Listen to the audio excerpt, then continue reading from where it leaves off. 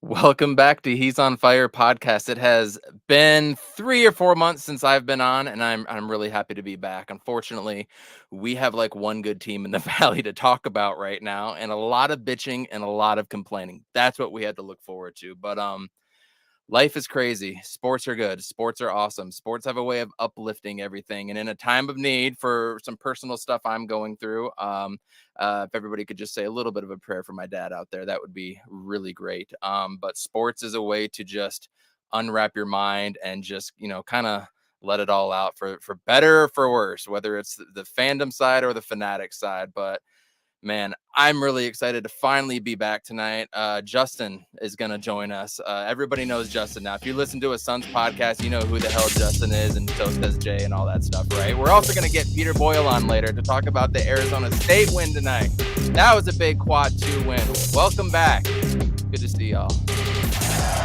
Urkavici sets, looks up, and it is caught! Down strong! Blitz coming, Matthews, Palmer extending the play, crosses the field, Larry Fitzgerald. Larry Fitzgerald is insane to the 4-yard line. Crowder looking, throws it alley-oop. Oh! He puts it down! He puts it down! They're getting a little wobbly. Philadelphia shots ASU. A foot race.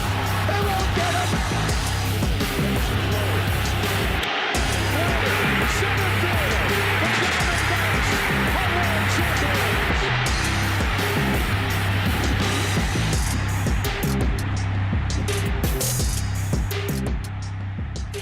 Thank you. Life is hard enough as it is, right? Appreciate you guys. But let's get lost in the wonderful world that is Arizona sports, right? What could possibly go wrong? I mean, I'm really happy about the dub tonight. A big quad 2 win. You lose that at net 55 if you're Arizona State, and all of a sudden you just start trickling down. Darth, while you're here, I would love to hear about your feedback on Drew Pine transferring to Arizona State, what it meant for Notre Dame at your quarterback position as well too, and ultimately, was it a loss or was it an addition by subtraction? So curious. Drew Pine to Arizona State, probably the new QB there. I don't know. Jay Joyce in the house. How have you been? What's up? I'm doing all right, Evans. Great having Shit. you back. Both of our beards are maxing out on efficiency right now, so we're both looking good. Merry Christmas and Happy New Year to everybody. Sorry we haven't been around, busy with family and all that stuff. But I'm doing all right, man. With personal stuff, I'm doing cool. Just about everything is the same right now. Yeah, the Cardinals are out of the race, and then we're dealing with some Sun stuff that we're going to dive into. We're basically going to say pump your brakes, like if you're interested to hear, you'll hear that in a couple minutes. But I did want to show one thing. Shout out my mother-in-law. Everybody in the group chat saw it. She went ahead and made some unofficial merch for the podcast. I'm not wearing it because it's kind of like hot and cold in here, so I didn't want to start sweating. So, Look at but that. That is beautiful. yeah, shout out my mother-in-law. He's on fire! The first He's on Fire of the night. But besides that, everything's all good. I'm truly blessed with everything that's going on. And prayers up to your dad, man. I don't know exactly what's going on, but hopefully, God, sorry, my ESPN's tweaking. Hopefully everything is going all right on your end. And Thank you. and then 2022 is already off to a weird sort of start already. 2023, excuse you. Oh, 2023. Yeah, like RIP Ken Block. I used to watch this shit all the time. And RIP Gangsta Boo. If you don't know Gangsta Boo, you need to get more into hip hop. RIP those two. They'll go down as goats. But let's stay positive and let's try to clear the muck a bit. So speaking of the muck of it, right before we get into it, I see Justin isn't quite ready. I want to bring in Justin here, and let's bring this in. Justin, welcome back. This is your third or fourth time. It is wonderful to have you. Sorry, I was busy commenting in the chat on YouTube that Voida's little red bubble racket is like Rico worthy, man. Jesus, the most expensive t-shirt I ever bought in my entire life, but it's lovely. I love it. as See, long as like it's comfortable and it doesn't I shrink after the scrambled at first the end. wash. It is no, actually it did not. And it is incredibly comfortable. I'm actually a little ashamed that I'm not wearing it right now. You know what? You should be ashamed a little bit since you brought it up, right? Yeah, my Coda bad. Kid, what's happening? It's great to see you, man. Look, Matt Ishbia is the quote unquote incumbent owner, if you will. Everything still has to go that way. Meanwhile, guess who's still footing the bill? Our old pal Bobby Sarver. And I'd like to remind everybody he did go to school at the University of Arizona. Just throwing that out there. That billionaire did. He did. And he sure did. And he's still footing the bill, which means he basically has veto power over any trade, especially when it gets into the luxury tax. He can say yay or nay, right? That's the gist that I've got from it. So, what can James Jones realistically do? Off-season signings were very minimal with Dwayne, Jock, Akogi, very minimal salary, years. What can he legitimately do? Justin, do you have an answer just to that question? I think he can still do whatever he was able to do before Sarver decided to sell the team, frankly. Even with him being suspended? Yeah, because I mean, because if he still has the veto power, then I mean, he would have had the same veto power when he was not suspended, right? So I mean, it's basically par for the course.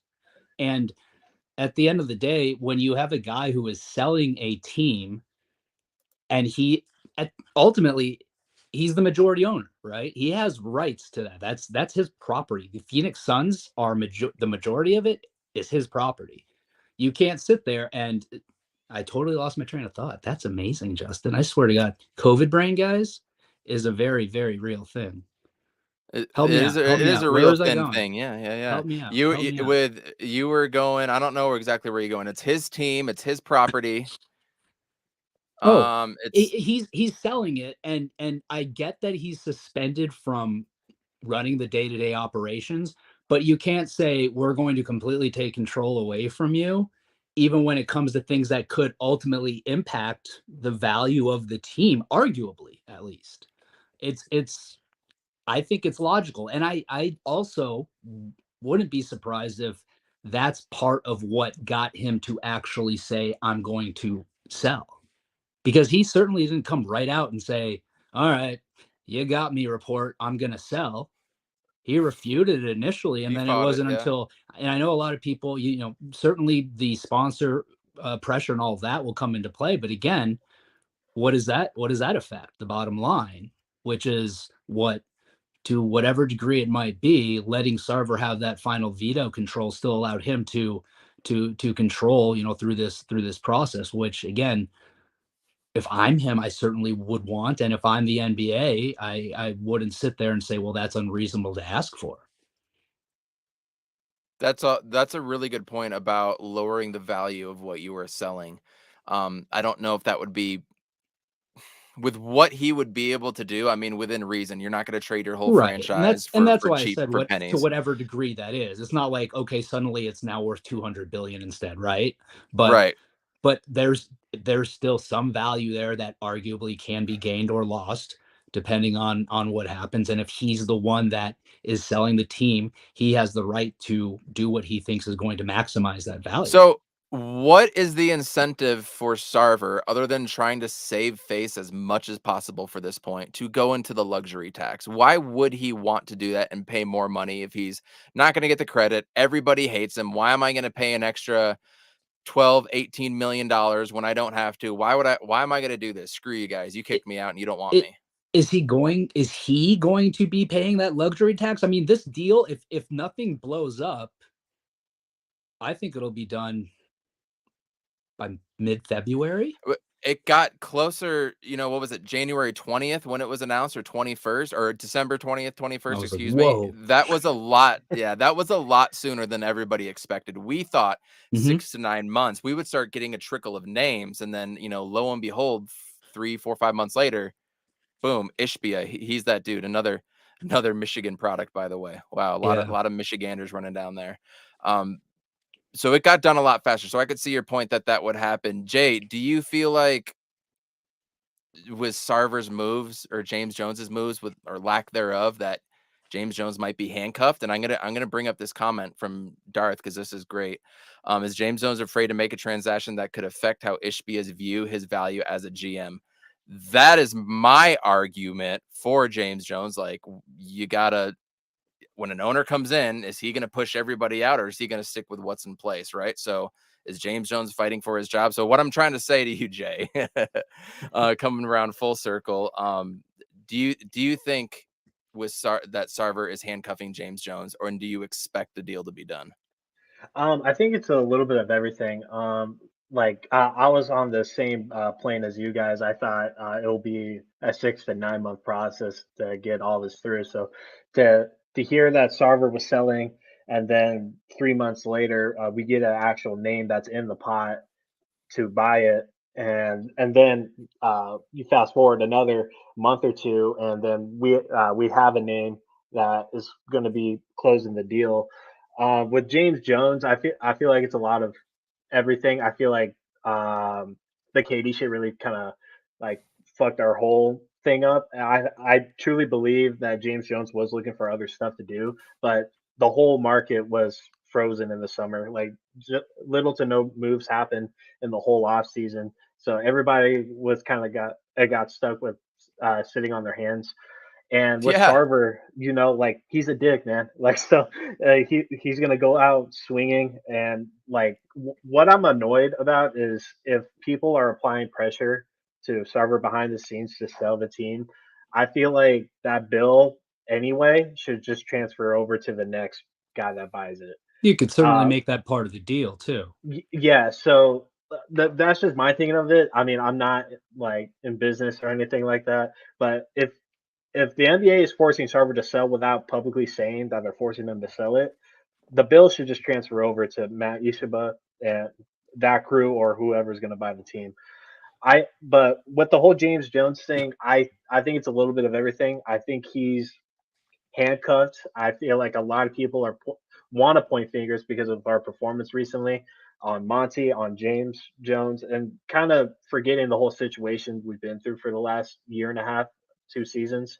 Uh, I mean, since the Sarver thing came out, it's kind of messed up our whole project plan and internal development and whatnot and contract situation. I mean, people still talk about the DA contract to this day. People talk about not signing Cam Johnson still, and like we can only see these moves, positive or negative, after this whole thing is situated with the ownership Yeah, man.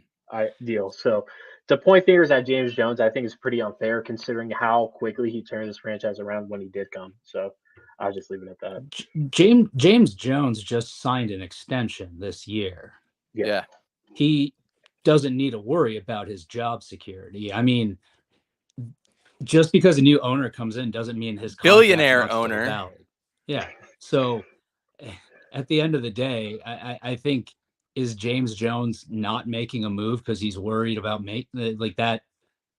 That doesn't. I don't know James Jones, but that doesn't seem like the mentality that James Jones exudes. Is he? And he's Is just he? acting like Does he? every other owner right now, waiting until like the end of the deadline. Yeah. I mean, we saw a cash consideration thing with the Spurs today.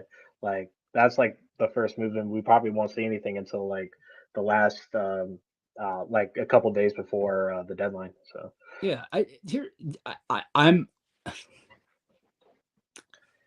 I guess maybe I shouldn't be surprised, but it surprises me that people actually think that like Jay Crowder is not going to be traded.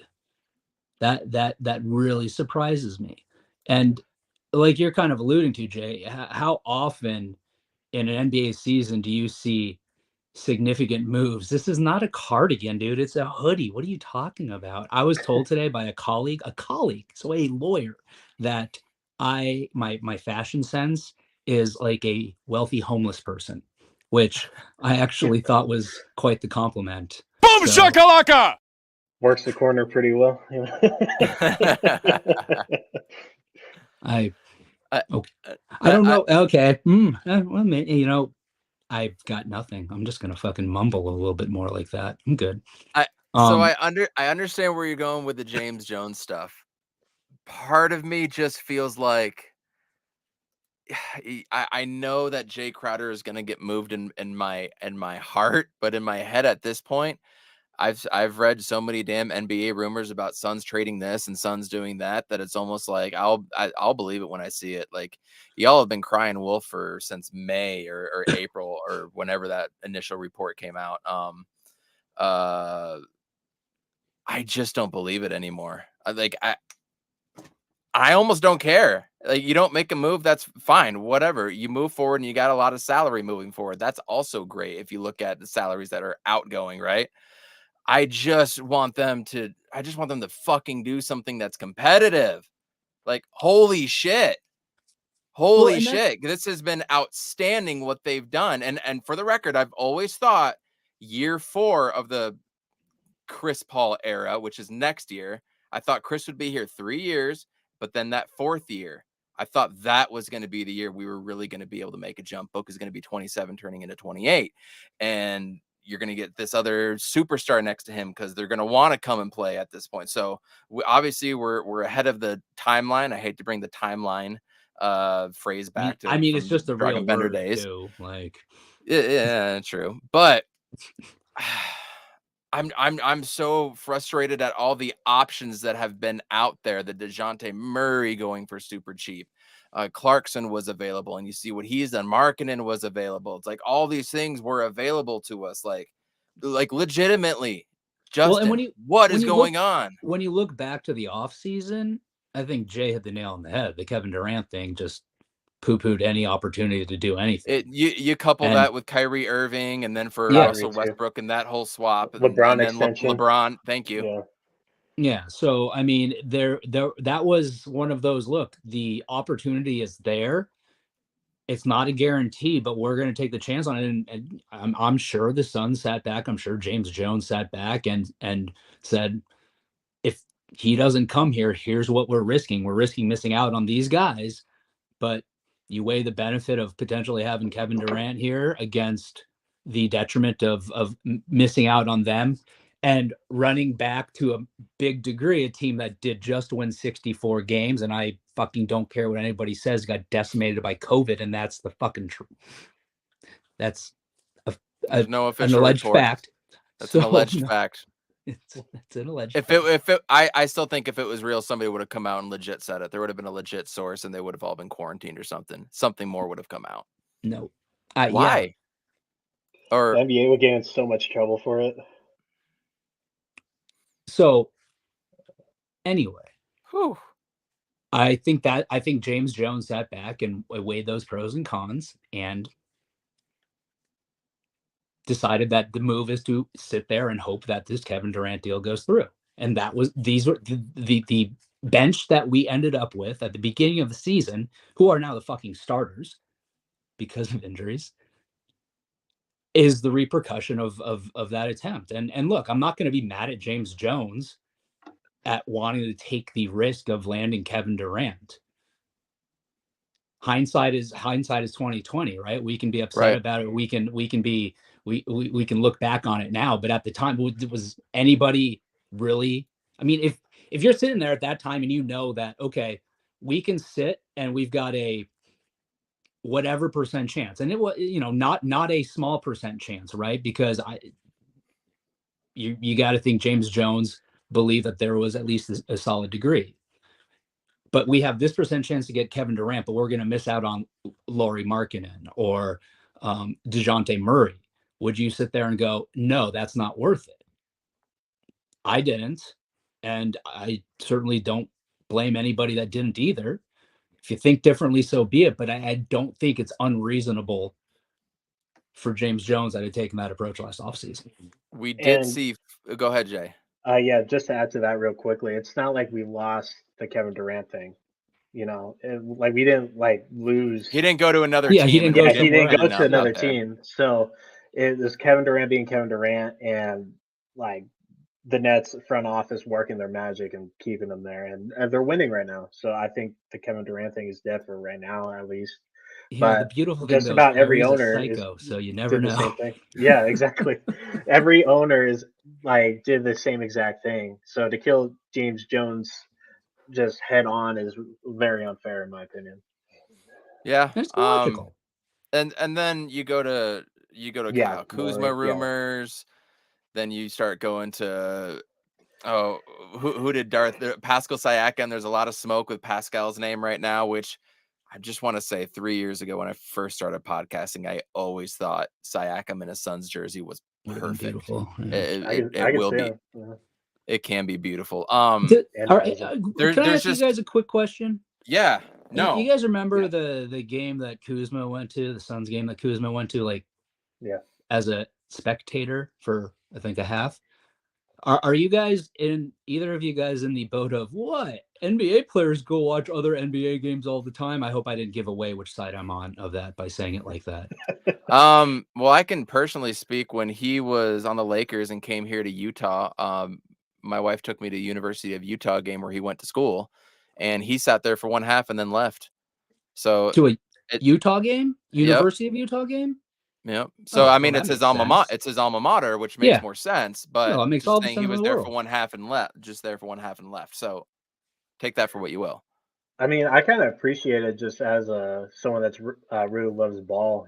Like if he can go in person and watch a game, I mean, it just shows how much he cares for the sport. And plus, he was playing golf with Booker too, like a couple days later. So Either way, I think all of us collectively can laugh at all of Suns Twitter who think it's all James Jones's fault and we need to tear it down. We can go in on Monty. We can talk about Monty Williams's decision to let Mikal Bridges create the shot and shoot it last night, or the way he's been doing lineups the past 2 or 3 seasons. I think everybody's got a problem with Monty and his lineups. But before we go down that road, y'all think a deal is going to come, big or small? Do y'all think a deal is going to come? And I want to point out that Flex was the first one to also say he believes that Kevin Durant is either going to be a net or a Sun come the start of the year. And I think it was August or September, or maybe it was late July. He put out something saying a deal is probably going to get done and the Suns are in a great position, but we may have to wait until January 15th. And that was after DA signed that. And lo and behold, so everyone's now looking to January 15th. What's today? The 5th. So we're about 10 days away. Mm-hmm. I don't think fireworks are going to happen day of, but do you think, say Flex's tweet is biblical and it's real. Do you think January 15th is marked on everybody's calendars in that Suns locker room and they possibly know something is down the wire and that they were Well, just a dog and pony show for the first half of the year? yes.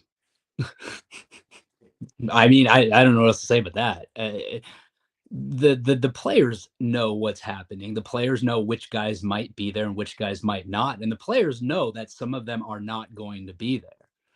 I don't whether that's impacting them from a psychological perspective or it's more of the dog and pony show type thing. Who knows? But at the end of the day, I look back and see the way people are responding right now, and I just kind of chuckle because I wonder if they realistically believe that we're going to have Landry Shamet and Jock Landale starting games in 6 weeks, in a month.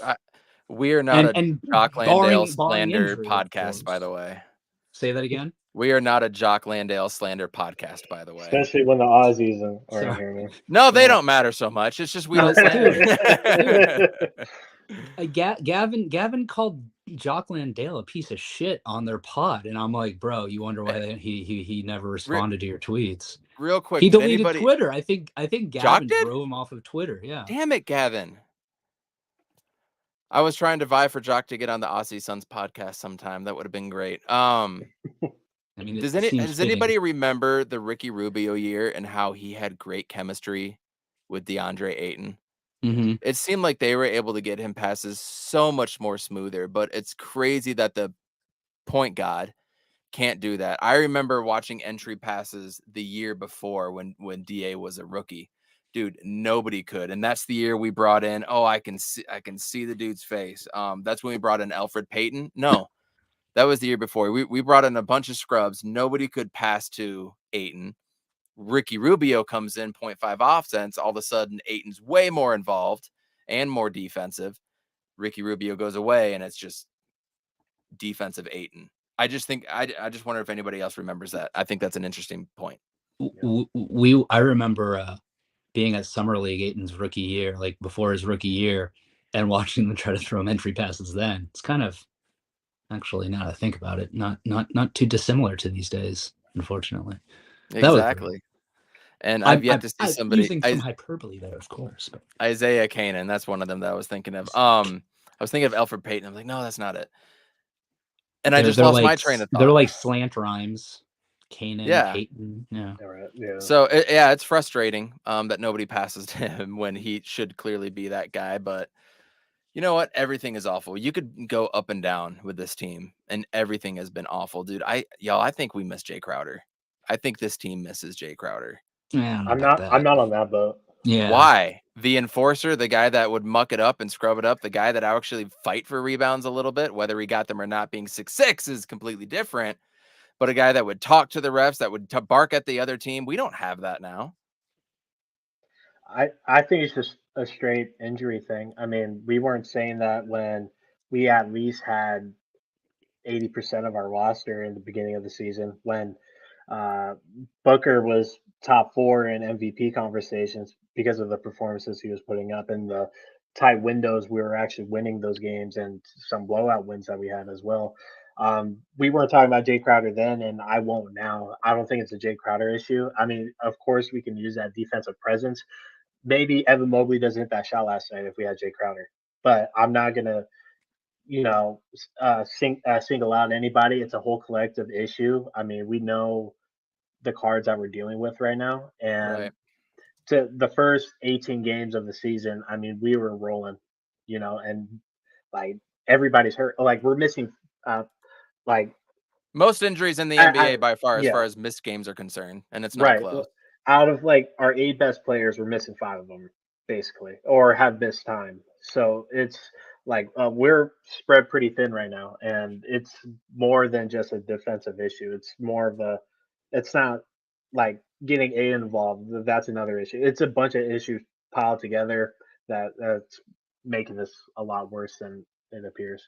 There's a reason why, like, the guys like Dwayne Washington Jr. and although I freaking love Damian Lee, and I think he could get really good, but where he's at right now, and even Landry are the role players they are, and that's what they came in to do. When you push them into a position where Landry, I think in New York, Landry played like 37 minutes or something like that, dude, like that's not what they're expected to do, and I don't understand why people think that they should flourish in that role. Now, is there a concern of is there something to be said about, okay, the effort doesn't seem there a lot of time? Yeah. That's certainly a fair thing to raise, but at the end of the day, let's go back to the dog and pony show you reference, Evan, right? Like they're out there going, we're so undermanned. Why?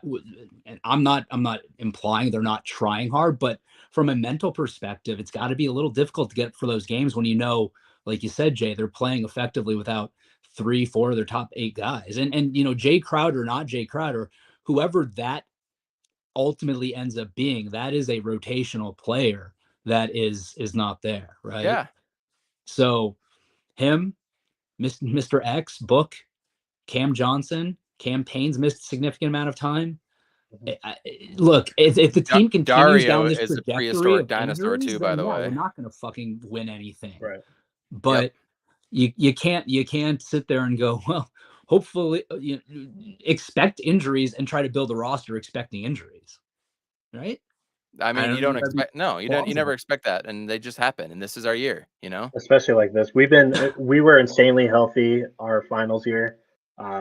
Just about nobody was hurt. I think Aiden rolled his ankle beginning of the season, and he was out for like 8 games, and that was really it. And Book with a hamstring, and he was back, and it was incredible. We had a COVID outbreak at one point, and fucking mattered. COVID. When it mattered. Yeah. Last year too, like we were insanely healthy. I mean, that explains our record. So like, and maybe I'm like too much of a romanticist, But isn't this like little period that we're going through and everything we've gone through this offseason, like setting up perfectly for us to win the championship? Like, tell me a better story than that. Come on. It is a nice story. Getting the best record in the NBA and then winning the championship. Fuck that. Count us out and then let's dude, how angry I will know. people really A be lot if of they're like, a the lot of Suns people suck, will and be it's like mad. we're like, fuck you, actually we're still really good and we win a title. Oh my So god, how I would just like I would inject the hate into my veins. and part of me thinks that's also a reason why Booker was so great before he got injured. Is that he knew everybody else was on a dog and pony show. So he just went to his Kobe Black Mamba mode, Yeah, Armani mode. Excuse me. He went into Armani mode and he killed it the first half of the season. And he was the Suns offense. He made everything go. And when you play with a special player like that, like everything is just easier, right? exactly. Oh, absolutely. Um, Like, how many people did Steve Nash? How many times did Steve Nash take some guy who you're like, meh, and also like, dude, Raja Bell turned into like a demigod, right? Like he takes guys that are solid players and elevates their game. Devin Booker has that same type of effect on his teammates. Coda's got something wrong with him right now. Now we're going off topic. Now we're getting to the deep ends here. I I mean, ain't to go. be fair, like Yeah, Carrie I Lake's ain't gonna not lie. a terrible looking person. Uh, She's just a horrible human being. So like I'm not gonna get mad at him for that. Where am I supposed to go with this I mean, podcast now? How do I direct this? not my flavor, don't get me wrong. I'm just saying, like, I can see why some might be interested. So, Justin, to sum up Yes. everything that you've been saying so far, ultimately, Everything? you believe that the Suns are prime to be not only in a position towards uh, the trade deadline and getting a nice piece in here, even if it's just fitting for Jay Crowder, but with health, they're prime for a postseason run. And I said run as in multiple playoff series. 100%. Jay, are we primed for a postseason run, or is this just in the garbage and let's tank for Wembaya? I'm Baya, not. whatever. I'm not on the Voida train. I'm not gonna say this season is completely done. Just like looking at the Western Conference right now, it's still insanely tight. So I mean, any given week, like the Nuggets can go on a losing streak. The Grizz, uh, Golden State, I think is at the ninth seed right now. These teams are having like little group together losses and stuff. So I do think a trade is going to happen. It might not be a big one. It's going to be Jay Crowder centered. That's going to be the main appealing piece. Maybe a third team is involved in something. Hopefully we can get something going. I hope it's Kuzma because we just need another scorer. I'm That'd be not nice. like Chris Paul was great last night. Don't get me wrong, but I don't want to rely on Chris Paul's legs and stuff like that at this point. Do we think I Chris just can't. Paul's off the table when it comes to trade talks right now? Dude, 'Cause everybody is Evan, on I'm the with table you. outside of Booker. I'm with And you. Shaman apparently because we When I can't get rid of him. say off the table, I don't necessarily mean in your opinions, but I mean, do you think he would actively be involved in any discussions? I don't think anybody wants him. I don't Because think of the anybody wants the contract. contract. If he Yeah. has a 1-year contract, we could talk. Well, he's got what is half guaranteed next year too, right? Yeah, but if you cut him, it's almost a full wash. If you cut him, you have to pay almost all of the salary as opposed to having some sort of you only pay 50% of his salary. Oh, yeah. Well, that's what half guaranteed means, right? No, there's a release clause. There's a release clause. Hold He on, just hold needs to on. eat a Let me. steak, man. He just needs that to I completely agree with. Like, yeah. somebody sneak it in his vegan like milkshake or something. Or Mix it wait, in with hold his on, zoodles or some vegan shit. milkshake. I don't think that's correct. I do want to play a quick little game with you guys. Games are fun, right? This I is love one of my games. favorites. It's a game of Would You Rather, but it's going to be DeAndre Ayton style. And it's going to include That's gonna be NBA interesting. centers. The first name I'm going to bring up, and I'm going to try to remind Justin because I went back and forth with him a little bit last night regarding this other center. I said during the trade deadline last year, the report came out that Suns tried to trade for, or we're going to offer the Pacers for Domantas Sabonis. I forget exactly the wording of what they said. And I came on this podcast. I'm like, I don't know, y'all. I would rather have Sabonis. Y'all laughed at me.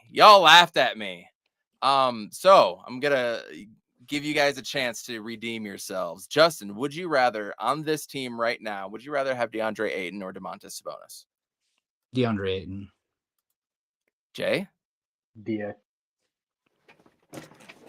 I quit. I mean, it helps. Why? I mean, it helps. Why? When... What does he do? What does he do that's better? Why? Because he had some great playoff run where he shot 70% and had good defense over 20 games? Why? Hey, let me ask you this question, Coach. You were just saying why doesn't DA get fed the ball when he should, right? Exactly. Are you saying that when Domantas Sabonis comes in here, he's suddenly going to get fed the ball in the same You mean system? A guy that has used to having an offense run through him? That has been to an all-star game more than 2 times? So he's going to change it. So Monty's going to change Monty. Hold on. Whoa. You're telling me that Monty is going to change a system around him? Is that your argument? Because if you're making that argument, then okay. Then that you're going after a guy like that to be able to do that. His passing is far and away better than DeAndre Ayton.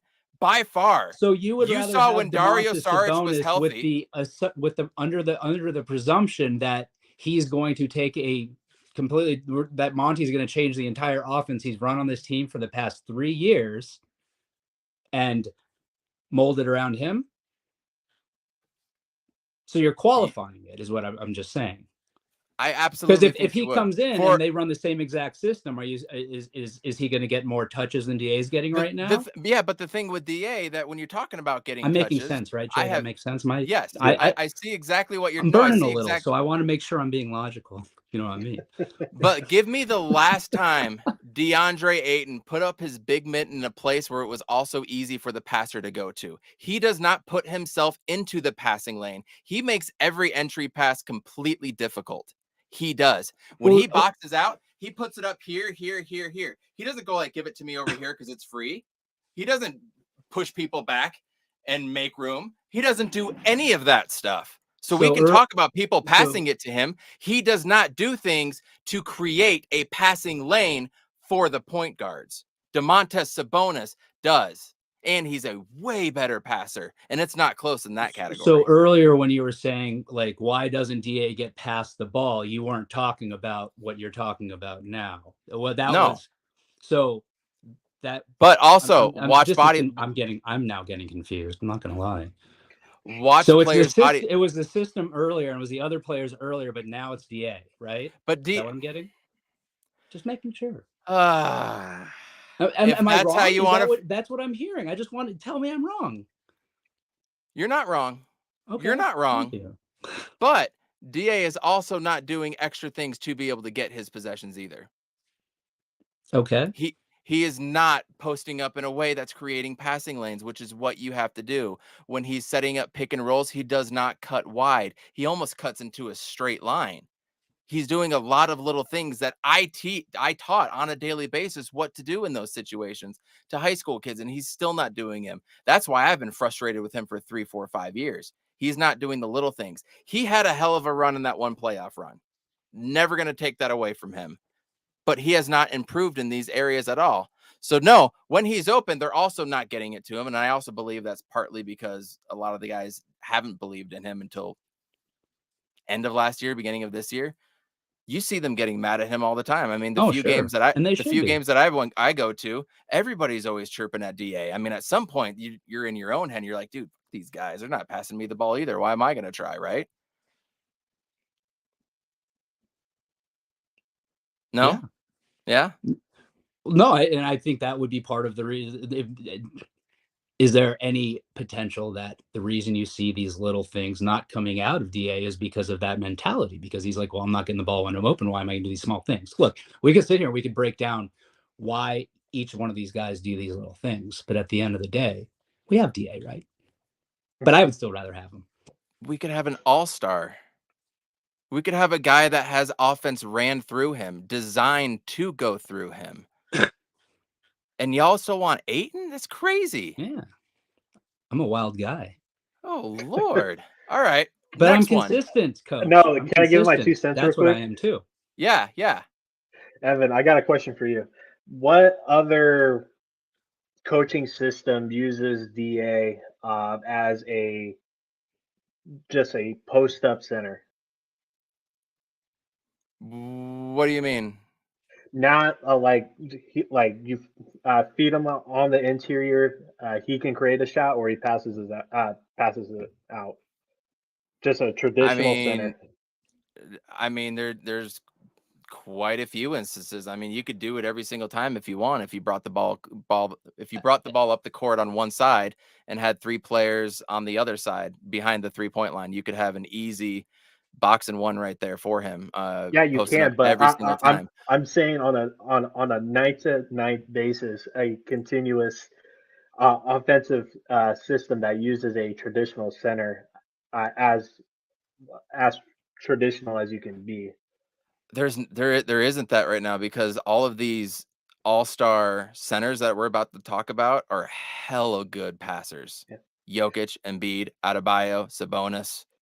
That's the thing with DA because Monty uses his pop system and that keeps DA confined into like a 10-foot area. Sabonis has always had the offense ran through him just like his dad. So Sabonis is in a Draymond role, but he can actually shoot.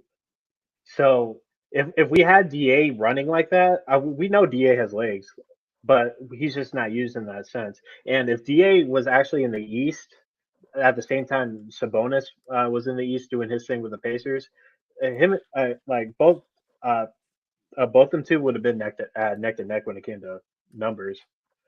Like with DA, like no one's jumping up with him, no one's blocking him. Sabonis definitely isn't blocking him.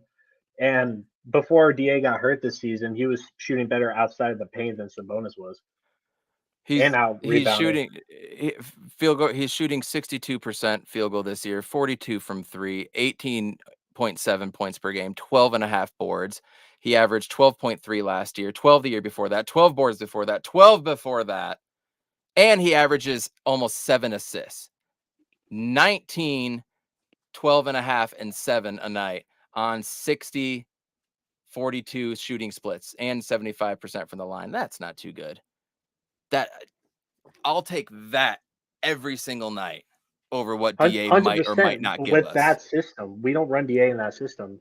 You can't put up the same numbers with the system. Because he can't that handle the we're doing ball it. either. He can't handle the ball and put it on the floor and do things that Sabonis or any of these centers can And do. we do a dog shit job feeding him the ball. I like his touches. Like Torrey Craig is like doubling his touches just about every night, and that's not because of DA. That's like, especially with these injuries now, like DA is being treated like Booker as the number one. So But he is getting double teamed. He is getting triple teamed. So like what are you gonna do? Sabonis gets double teamed and he finds a way. Then he has Davion Mitchell. He has De'Aaron Fox. He had Booker and Chris Kevin Paul in Herter. his Yeah. prime. Yeah, when the Suns were first in the West, right?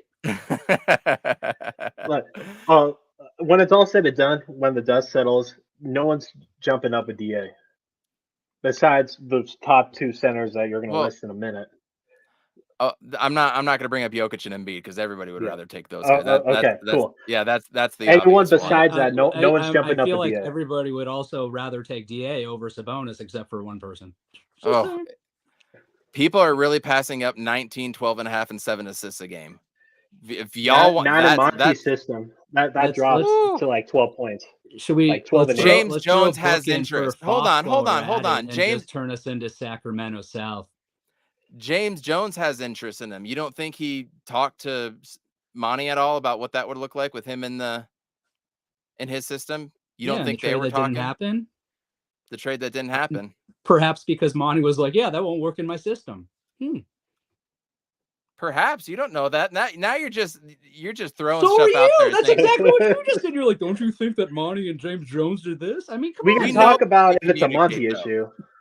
We could definitely talk about is it a Monty issue and he can't adapt. That's a completely different conversation. Do you feel bad? Do you feel a little bad for Paul right now? You should, right? Like he's been getting this shit from me for like 20 plus years, bro. I mean, It's incredible that the point God is able to get to make DeAndre Jordan an all-star, but not DeAndre Ayton. Well, sure, but Chris Paul, what was that? What year was that? That was like prime Chris, like Mhm. 2012 to 2015. Hey, if we had 2012 to 2015, Chris Paul, the past 2 years, we're winning 2 NBA Two peats. titles. Yeah, exactly. But guess You what? guys are insane. Put a pull up. Put a pull up. And can we do that on here? Is that a new feature? On StreamYard, no, but we Hold can on. on the Twitter. Wait, hold on. You're telling I'll me do that. you don't think prime Chris Paul, like middle of his, what would he have been then? Early I don't know, third, between 28, 26 to 32 29? years old, whatever. A little bit older than Book. 30, 31, I think, is when he went to Houston for a few Doesn't years. somehow get us 2 additional wins. Oh my God, why are we even talking about this shit? This is again. Prime. That's going down the deep end there. Yeah, that's why I stopped. Okay, next one, real quick. We're gonna bring in our next guest in a little bit here. Would you rather have DeAndre Ayton or Bam Adebayo? DA. Bam is too inconsistent. That one I agree. I'm not gonna say Rudy Gobert. In that case, and I'm not gonna Yeah, say Jared Allen. The same thing. I was like, well, I'd rather have him. Would you rather have Robert Williams or DA? DA. Ooh, that's tough. That's the tough one. Yeah, Rob Wills is hard, man. He goes to be hard. fair, yes, the bonus made me at least think a little bit more. Yeah, I'll probably go with DA, honestly. Would you rather have DA or would you rather have Jonas Valanciunas? DA. DA. I just want to keep saying DA out of principle now. Man, there's not many centers I'll take over DA. So you still want to live with that weak ass motor that DA has, and not somebody that fights hard every play? I don't know, man. That sounds like some I guess DA the question is, there. do you watch all of those other guys play every game? And know that they don't suffer from. I watch them how they play against DA. I watch how they play against DA, and they rock DA almost every time. Yeah, I would get fired up to play one of the best centers in the league too. So why doesn't DA get fired up to play them? So are you telling me he's never had a good game ever against any of the guys you just named? Pardon me? You said why doesn't he get fired up against them? So are you telling me he's never had a good game against any of those guys ever? He's had good games against all of them. Not recently though, and not consistently. I mean, you're saying this, but tell me his stats against these guys. I don't have them up. You'll have to ask Darth about that. Okay, see, but we do know that until this year, DA like used you're to working be able in to a lot rock... of conclusions without anything to back it up. Is what I'm getting at. I feel like you guys are just really biased against DA and aren't being able to see the clear picture and want to argue against better players for DA. But you're not saying probably the most I noticed you didn't DA say I was wrong about saying you're reaching conclusions with no evidence to back it up. No, am I wrong?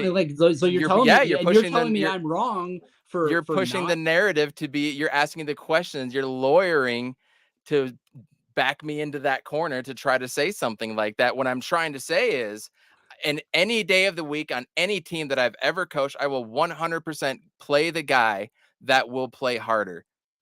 Period. Okay. Almost regardless of talent, out of sheer principle. I don't know if that works in the NBA. Yeah, it sure hasn't worked for DA what he's been doing, has it? Well, no, I'm saying like if Monty just starting Jock because he works harder in practice or whatever, I don't know that makes the team better. If Monty starts starting guys out of principle like that instead of based on talent and what they can, I'm just saying. Well, you're right. That doesn't happen in the NBA because there's contracts and number one picks, and you got to play this guy, that guy. The owner favors somebody. Like obviously that happens. I'm very biased against DA because he still doesn't do the little things. He doesn't roll correctly. He doesn't post up correctly. Things that would help. It's so blatant that he hasn't done this over years, and there has been very little production from that. And I'm tired of watching him do it. I'm tired of him being a I'm tired of him on my team. The Jazz game that I went to, man, that first half, everybody was bitching at him when Damian Lee and Dwayne Washington are coming up and yelling at his ear, and he's like hitting their hand away and walking down. I'm just like, shit, this isn't good. But again, that could be the dog and pony show that we've been talking about.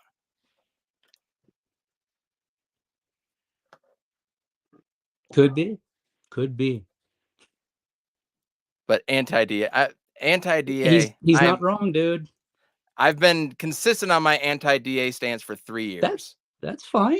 I applaud your and he's done the same things for 3 years, the same things over and over and over. And it's not changing. And so again, get me a guy that can at least pass 7 assists a game, that can shoot 40% from 3. I'll take that any day of the week. Do you know what DA shot from 3 in the month of December? What? Like 64%. I don't have it offhand, but I looked why it isn't up he the other shooting day. more? Why isn't he shooting more? Because it's not part of the system just yet, but it's developing into it. Because how many threes did he take in the first 4 years of his career? How many he was taking threes in the bubble, and people were saying that. No, people were talking about that. Oh, he's going to start shooting threes. He's practicing it more. So he's doing it in the bubble. Do you think that Diaz taken 3.5 seasons of that? Diaz taken more threes this year than he took in the first 4 years of his career combined? That doesn't play into it at all? Right. He should be. Right. But even when he still has it open, he's still hesitant. He isn't just going for it. Still working through that. That's still becoming part of the system. Look, at the end of the day, he is still hesitant. We're still seeing things getting added to his game, aren't we? We're literally talking about one right now, and you're rolling your eyes. Are you serious? Minimal. We're talking minimal improvement. We're talking minimal. He's adding things. He's had that in his arsenal for 3 years. This isn't something new. He's taking a few more shot attempts, isn't it? Holy shit! And he's doing the same. But he's doing the same things. He's doing the same things he's not doing. Still. You are refusing to see what he does bad. One of those dudes that was always like, Devin Booker never plays defense, weren't you? Oh, absolutely. Before the bubble, the bubble, absolutely. But then on the other side, I was like, but they're 18 and 60, whatever. What's the point? Oh, so losing changes it too, right? I agree. You get more critical of DA when you're losing. No, I've been. That's why you start saying that you should take other guys. I was critical as hell about him. I was so critical of him. Oh, I know. No, I've always said he is the key that can unlock this whole team. I appreciate your appreciation of fundamentals, though. I really do. It's key fundamentals. When you're playing with a pick and roll point guard and you can't roll correctly, that's important. What's your favorite event at the All-Star weekend? I'll let you know this year because I get to. Dude, you got to say skills competition. Come on, I set you up for that. I just said how I like your fundamental. Yeah, come on. The 1995 to 1998, no, 98 to 2001 NBA 2-ball. I'm dating myself if anybody remembers NBA 2-ball. Where they did finish with the half court shot. Was that it? They teamed up with a WNBA player. Yeah. But then they tried to change it, and they brought like Dan Marley in that one time, that 1 year to shoot and all that. It was the 2-ball, so it was an NBA player and a WNBA player. And they would just rotate shooting competition too, because I have this like vague recollection of like Dan Marley trying to make a half court shot during. Then that's when they changed it and added like a current player, a WNBA player, and then an NBA legend. That's when they changed it. I'm happy we were able to add some levity to the situation, boys. Sports, man, it has a way of healing. I'm sorry, dude. I fucking do this every day, like all day. I'm sorry, and like when I start going, I just go. I'm sorry. I apologize. That's fine. Just know that DA has improved. You're right, minimally, but the things that he does bad, he still hasn't improved on. Can I just say?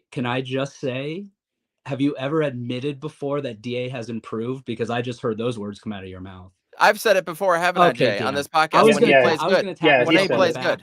Absolutely.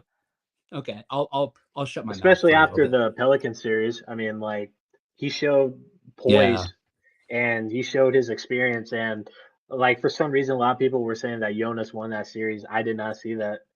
DA was maintained, and when the ball went to him, like, he he ran with it, So Yeah. like When he when that he showed wants his to play, professionalism. when he wants to play, he can be an absolute beast, and I wouldn't trade him for anybody outside of Jokic and Embiid.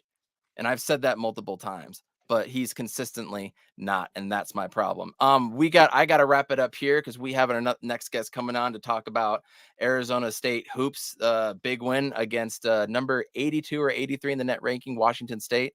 So we need to get into that because this DA love is driving me absolutely insane. This is what anti-DA is also.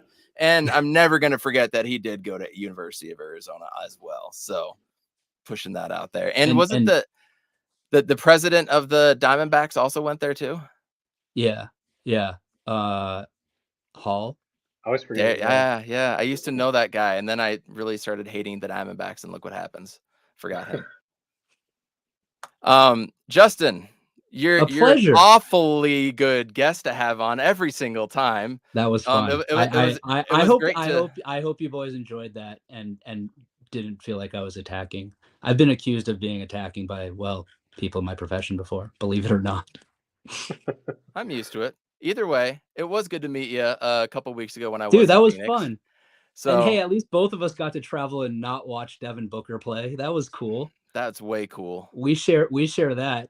And At hey, least I'm when going he to the comes game up here, tomorrow he night, plays. so I might have the great pleasure of watching the Suns shit up the place in two different locations, 2,000 miles apart in the same week. That's got to be like a Guinness Book World Record or something, right? I went to an ASU Utah game basketball one year, and ASU was down by 40 in the first half.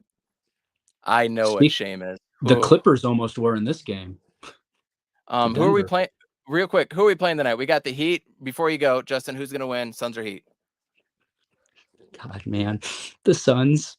I just can't not pick them, but that was the hardest one I've ever had. I'm not going to lie. But look, they got to win at some point, right? Like shots got to start falling. I feel like they're going to be like, Justin's here again. Close. We let him down once this week already. Let's not do it again. That's what I'm going to say. That's how I'll talk myself into that one. I like that. I'm down with that. Justin, tell everybody where they can find you if most people don't already know.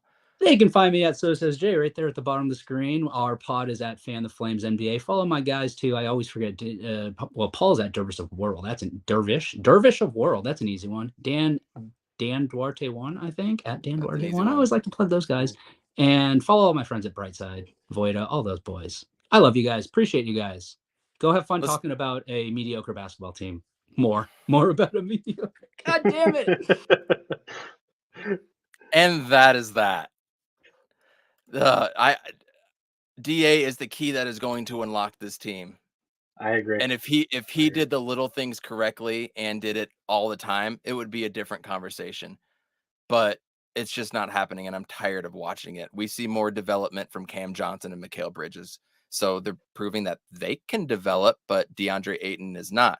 But then he goes on a run where he can, like, what was his first 30-20 game was this year too, and he hasn't sniffed that again. It's inconsistent. I don't want an inconsistent player. That's me. I'll tell you, you're right. I'll tell you right now with the other Jay not here. You're 100% right. He's still kind of here. Oh, that's funny. I'll tell you right now, you're 100% right, and you and I have been probably the most critical on DA on this podcast. I mean, I get frustrated watching him, just about like everybody else. It's because we know the potential. That's what it is. Watching him in U of A, he was insane, and I feel like just the coaching job and the people in his ear haven't. Shut up. The people in his ear just haven't helped him, grow into this player. And I think it's a mental thing too. I think it's a drive thing as well. I mean, the athleticism's there, the poise is there. We've seen it in 2 playoff runs, like how good he can be. And it's with the start of this season, he was playing great. I had no complaints. He looked engaged. He looked engaged. He was doing his thing. Then he got hurt. Then it took him a bit to kind of get back. And then, if with all these injuries, I mean, it's hard. You're 100% right, Evan, with all that you're saying. But when it comes to one-on-ones, player to player, that's where my bias comes in a little bit, because I've seen more DA games than I have Sabonis games, And the Sabonis games I have watched, I'll be like, I'd rather have DA. But That's that's fair. neither here or there. So That's fair. None of us have watched enough DeMontis Sabonis or Jared Allen games to really give a formulated opinion. We're just measly old fans. Speaking of fans, somebody that probably follows Arizona State basketball as much, maybe even a little bit more than me. The first time to the podcast, Peter Boyle. Welcome, man. What's going on? How you doing tonight? What's up, man? I'm doing good. It's officially Friday here on the East Coast, and we got an ASU dub, 3-1 in the conference, so I'm doing well. Dude, that was an awesome game to watch tonight. It's last night for you, technically. It was the Warren Washington game, 7 for 7. His first miss was that dunk. Only one shot attempt in the last half there. That was a little frustrating for me to watch. But overall, what I really want to dive into a few things. But what was your overall impression of the Arizona State W over number 83 in the net rankings, Washington State? It's a dub. It's 3-1 in the conference, which I think is the best start since 2012. So we can't complain. We're talking a decade here. I still think the team is struggling to put together an end-to-end performance since the Michigan game. You're seeing, I think today the key to them was they got out to a good start, which mattered a lot. I think Dez had 7 in the first 90 seconds. Right. Yeah. So that has been a difference maker. We talked about that a bit last night on the Twitter Spaces that I co-host, but I think they probably should have won this they won by 6, probably should have won by 10 or 15. They let Mullins in the door a little bit from Washington State. He had 19. I think it was like 4 or 5 or 6 from 3, which he'll do, right? He's had 24, 20, and 22 at different points this year, but I think that was kind of the key. If you shut him out, it's probably a 10 or 15-point win, but overall, it's a Warren Washington game, and we'll take it. No, I completely agree with everything that you said there. The thing that I am frustrated about with this team is the peaks and valleys.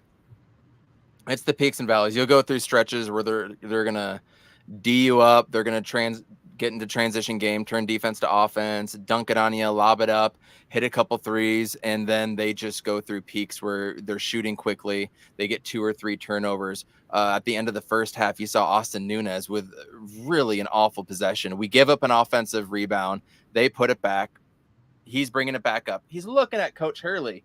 And the second time he looks over, I'm thinking, dude, don't be looking over there. He's going to get it. Boom. Before I could even finish the thought in my head. Stolen, fouls him. That 9-point lead is now 4-point lead or 5-point lead, whatever it was.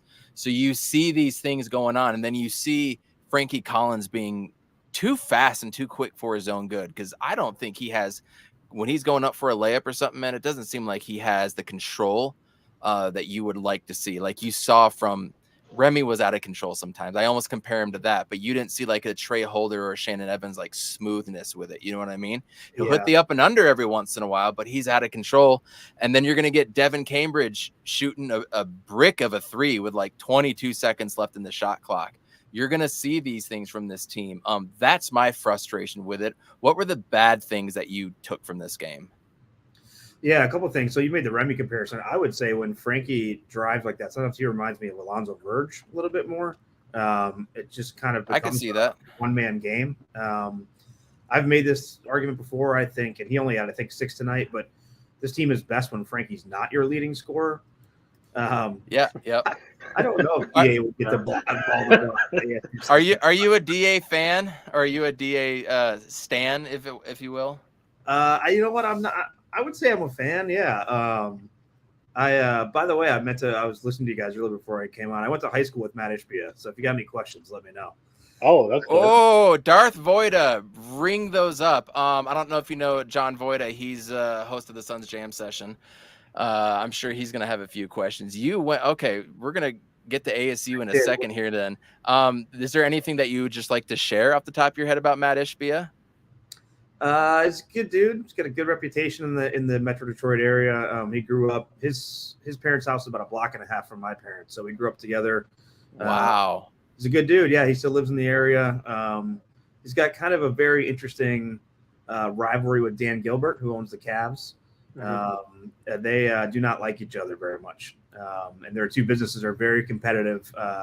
Full disclosure: I used to work for one of those businesses. It was not Matt's, yeah, there's a lot of petty stuff there. But Matt is a good dude. He's very beloved in the Michigan State circles. Oh yeah, a lot of friends that went to Michigan State that they really look up to him and admire the stuff he's done. He's contributed a lot. He basically pays for Mel Tucker, their football coach's salary. He is, I think, contributed about $25 million towards Mel Tucker's $90 million salary. So he cares about what he cares about. And basketball is one of those things. And if you go back to that 0-1 Michigan State championship, Cleese, Mo Pete, baby. Yeah, those guys speak highly of him. They really do. And so does Tom Izzo. So I think you have to put a little bit of weight behind that. I absolutely do. That gives actually a lot of good perspective, and Book being from Michigan as well too. I'm sure he has a little bit more love to that, because you saw the day it came out, the game that I went to, he was wearing a Red Wings jersey. Jay, this is some new information. What do you have for Peter? Oh man, that just kind of came out of left field. That's cool. Love it.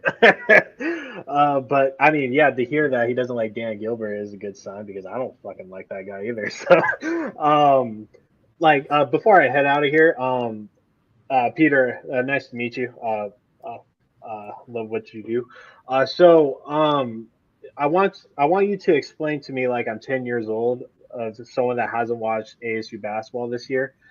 How good are they in your eyes, and what is their potential ceiling, if there is any? Yeah, so I would say they're good.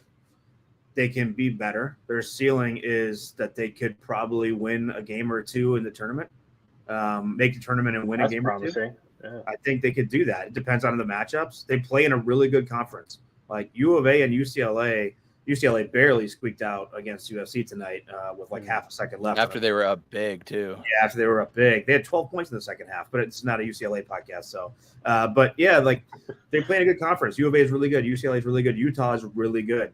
And then there are sneaky teams. Washington State's a good basketball team. Oregon State is a good basketball team, despite their records when you watch them play. So I think they can compete in the Pac. I think they can probably get a bye in the Pac-12 tournament. And I think the ceiling for this team is, look, I'm an optimist and I'm a fan. I don't pretend to just be an analyst. Like, hopefully they win it all, right? But I think realistically, the ceiling for this team is if they can get in the tournament and win one or two games, I think this is the best Bobby Hurley team since the 17-18 team. I don't think there's any question about that. I think they're gelling and figuring out how to play together. And they're best by far when they do what they did tonight, which they had 3 players in double digits. Yeah. And 3 or 4 players off the bench that had between 6 and 9. I mean, that is where they play well.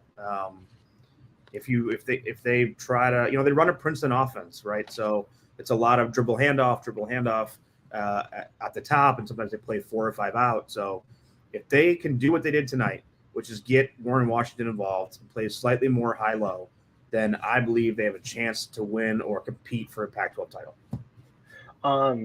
Last question. Do you watch like a lot of college ball in general, like just outside of ASU ball? Okay, so what would you say their closest comp is? Like, who's someone that is very similar to how this Bobby Hurley team is ran?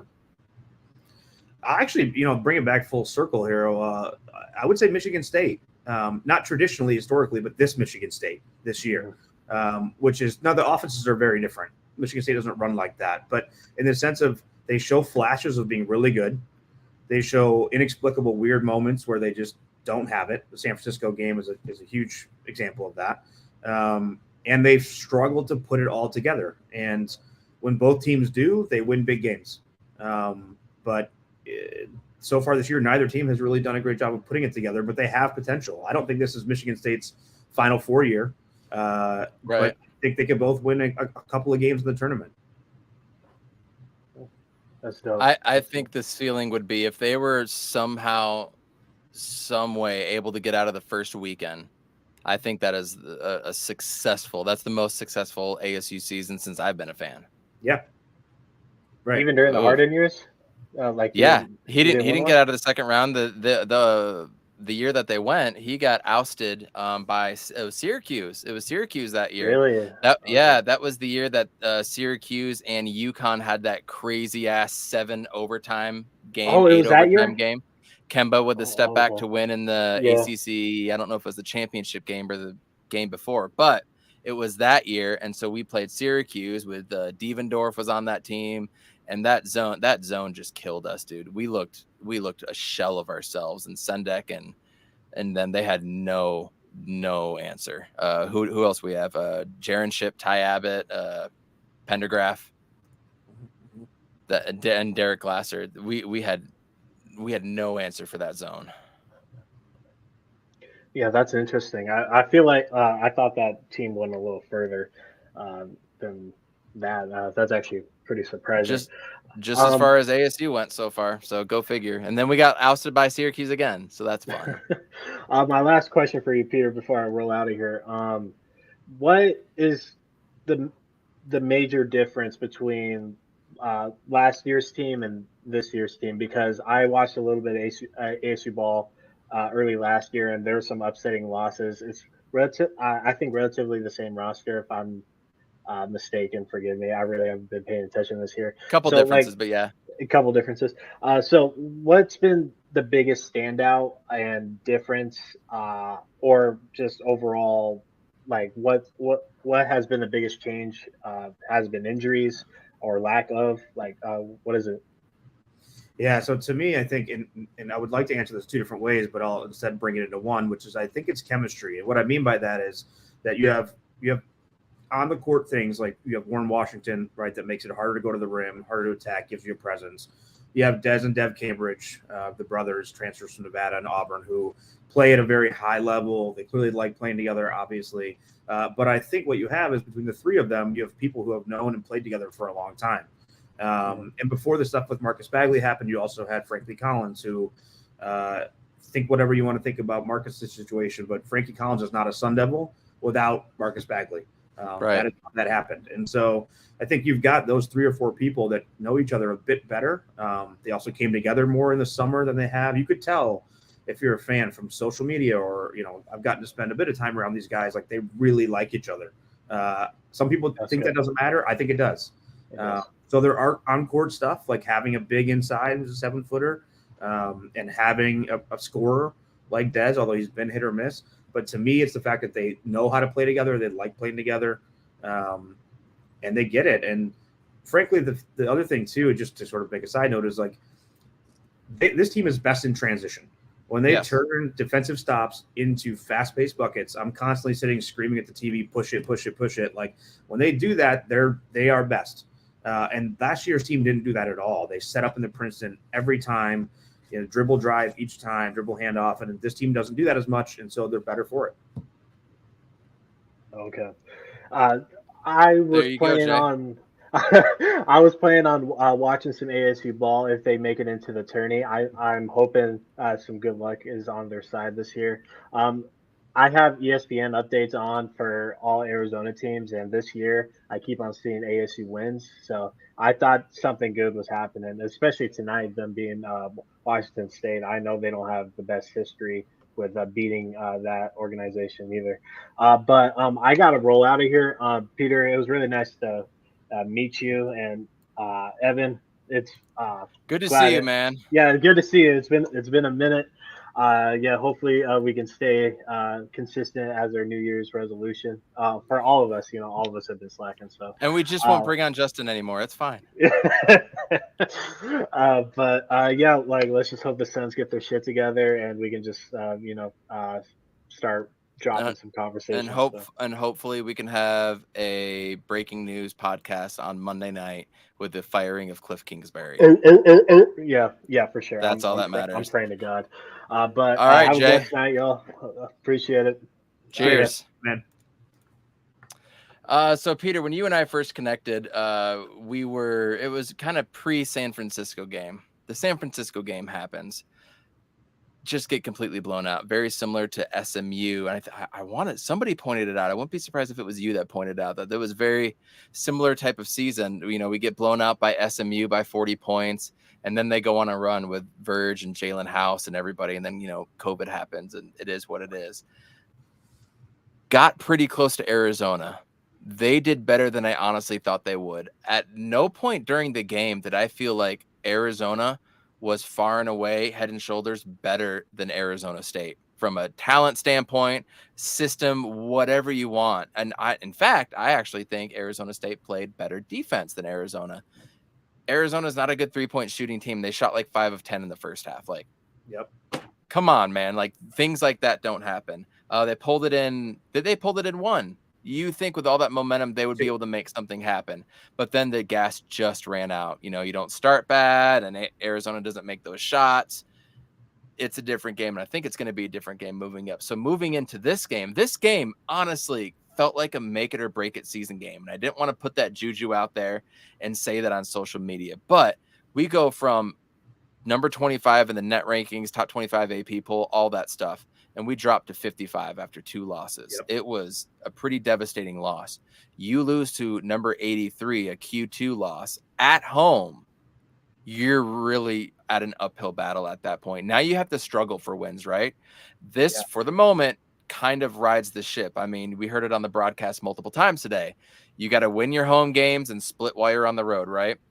Were you nervous going into this game? And what does this mean moving forward? And I'm going to share my screen here and share a net ranking. So go ahead. Sure. Yeah, I wasn't nervous going into the game.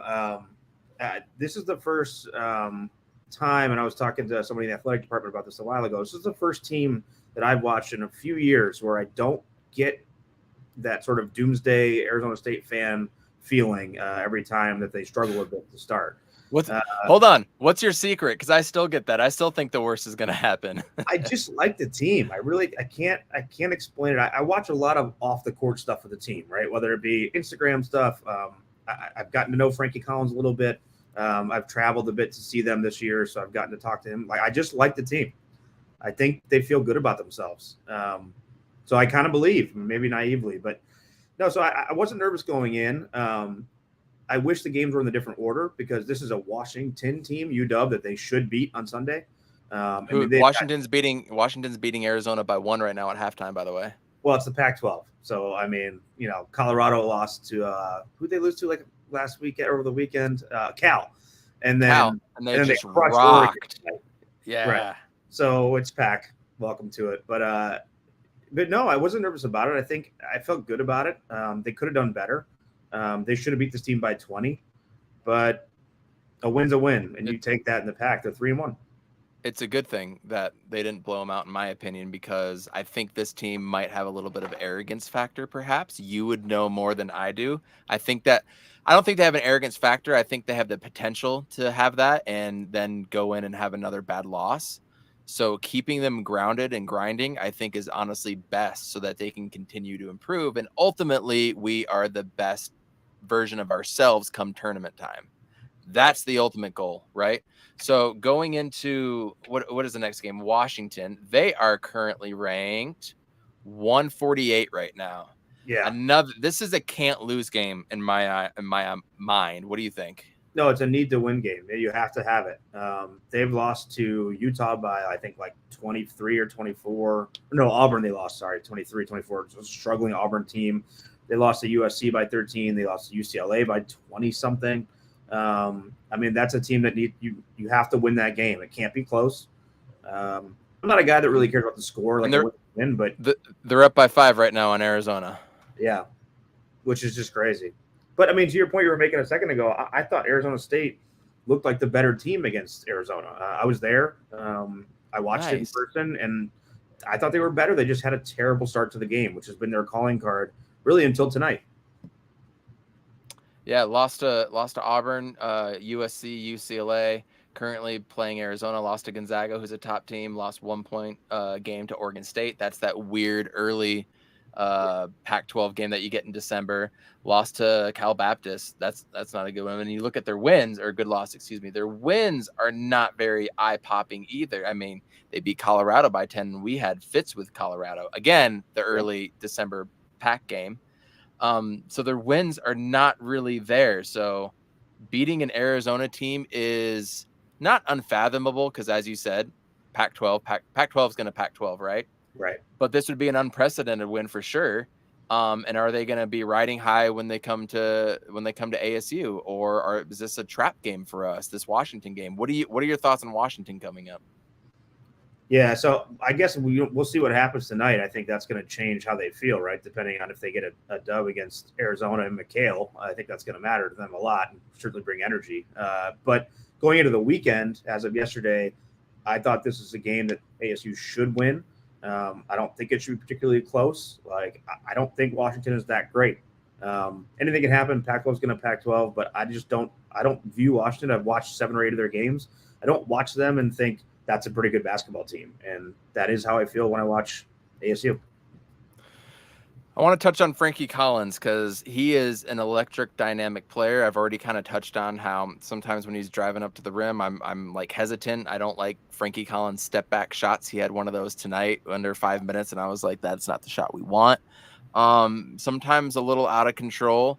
Sometimes the most dynamic player on the floor, and it ain't close. Thoughts on Frankie Collins' play so far, and are you happy with his play? Do you think it could improve? What do you think? Yeah, I think I'm really happy with it. You got to kind of remember, he's the de facto leader of the team because he's the point guard, right? And that's a Bobby Hurley system, so point guard is always key. But he's a sophomore who played about 2.5 minutes per game at Michigan last year. So this is a new role to him, to be sort of the lead guy and a leader of a team. And I think he's adjusted really well. To me, he's a very traditional, like, floor general, looks for open looks for his teammates, like, is best when he's dishing the ball, aggressive on defense. 2 of the losses of the 3 that they've had so far, he's been the leading scorer. And I've made this comment before, like, if Frankie is leading scoring, it's a bad night for ASU. That's not where you need him to be. He is not that guy. He's not Remy Martin. You don't want that from him.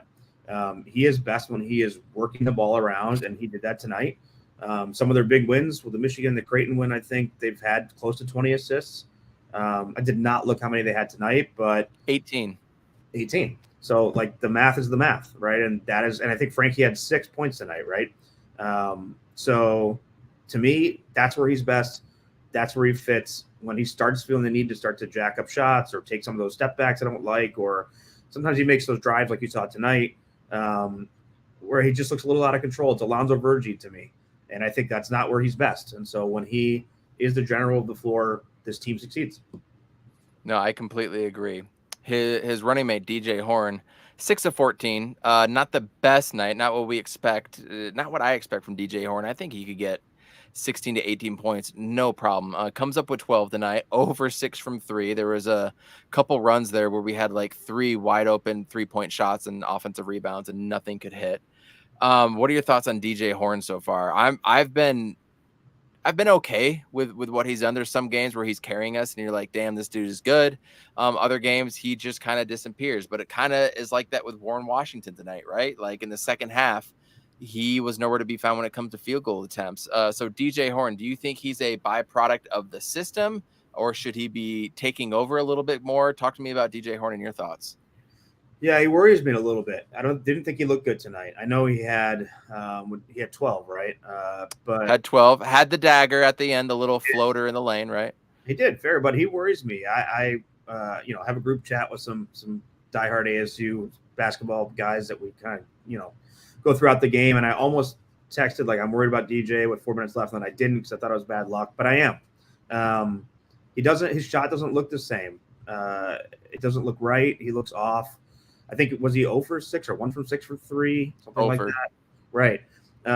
Which usually he's money from 3, and he hasn't in the last few games. And then even down to, like, maybe this is putting a bit too much emphasis on this, but even at the very end, when he gets that offensive foul on the inbound, when all he needs to do is ice it or move the ball throughout the trap, he doesn't. And I was watching him afterwards, and it's a little bit jaded because you're watching the footage, but versus being in person, but he looked lost after that offensive foul. And I just don't know that he's where he needs to be or where he can be, certainly. So I think he'll be okay. He's a contributor. He's getting used to playing more off the ball. Last year, he put the ball up a lot, right? So now he's got Frankie. He didn't have that last year. But I'm worried a little bit. It's not where you should be. And I almost feel different. I feel actually very comfortable and confident with him that he can create his own shot and be able to do something. The 3-point shot, that's a conversation in its own. But when I'm watching him on defense, I feel like he's the one always making the correct rotation. Yeah. Almost every time I'm seeing him on defense do that. I'm wondering if that's part of why he's been playing a little bit more too. There was a moment in the game where we turned the ball over. I want to say it was Jemiah Neal or something like that. Turned it over on our side of the court. Everybody's coming back and they're passing the ball every which way. He had the headiness to be able to know that he's got to get to the corner because that's where the ball is going to go. Right as he turned and started going over there, pass went over there, got it covered. By that time, somebody else rotated to the top of the key where the ball went next, and like everything was fine. And I was like, man, that would have been a wide open 3 and we'd have been up 1 at that point. So there's a lot of things I'm actually liking from DJ Horn, and it's what you pointed on. He's getting used to playing sidekick and being off ball, right? And I think that's different, especially with a dominant ball heavy point guard and Frankie Collins, who tries to kind of get it to everybody. But also you got Devin Cambridge, who's been trying to think of his name, played with Jahi Carson, Jermaine Marshall, rest in peace. This almost feels like a Jermaine Marshall or a Carrick Felix kind of outburst of a year, where it just kind of came from nowhere. He's averaging like almost 18 a game. He's by far our best offensive player, but again, peaks and valleys, man. Peaks and valleys. I mean, there were 2 lob plays tonight, that ended up losing possession. The first one to Dev, where he looked over and just kind of floated it, and it wasn't a good pass at all, and it was behind him. The second one he passes, and there's 2 people catching it for the lob. So heady player again, long arms, better defensively than I thought. Great player. Up and down, though. Up and down. Tonight, he had 13 points, 4 of 6, 2 for 4 from 3, 3 for 4 from free throw, 5 rebounds. He just did a little bit of everything. Talk to me about the Cambridge brothers, specifically Dez. Yeah, I love watching them play together. I mean, you can just, it's Right. exactly what you would ever think 2 brothers would play like, right? It's just fun to watch them. So I think it's interesting. And I said this a few weeks ago in the space. I don't have the stats in front of me, but Dez has had big nights, and then he's had low nights. And when you look at averages, I think he sits somewhere around like 10-5-3 or 7-5-3. 11.1, 3.3 rebounds, 1.7 assists. Okay, so a little bit lower than I thought even. And then versus Dev, I think is roughly around the same, which is not what you would expect from him. Where does he sit? Do you have it in front of you? I'm pulling it up right now. So basically, the twins or the brothers average each other out. He's averaging 10 points, 5.4 rebounds, but barely an assist a game. So it's roughly the same, give or take a 1 or 2 here or there, which is not what you would have expected coming in. You would have expected that Dez is the premier player, particularly scorer, and that Dev would. Okay. Check this. So last year, Dez at Nevada added 16.1. Dev at Auburn averaged 5. That's about 21 points per game. Now they're averaging 10 and 11. 21 points per game. It's just a little lopsided now. It is. And so I think my point here is that if Dez were to be able to find consistency and get to that 16 or so, and Dev were to stay playing above where you think he should be on paper, then you really have a pretty lethal combo at that point.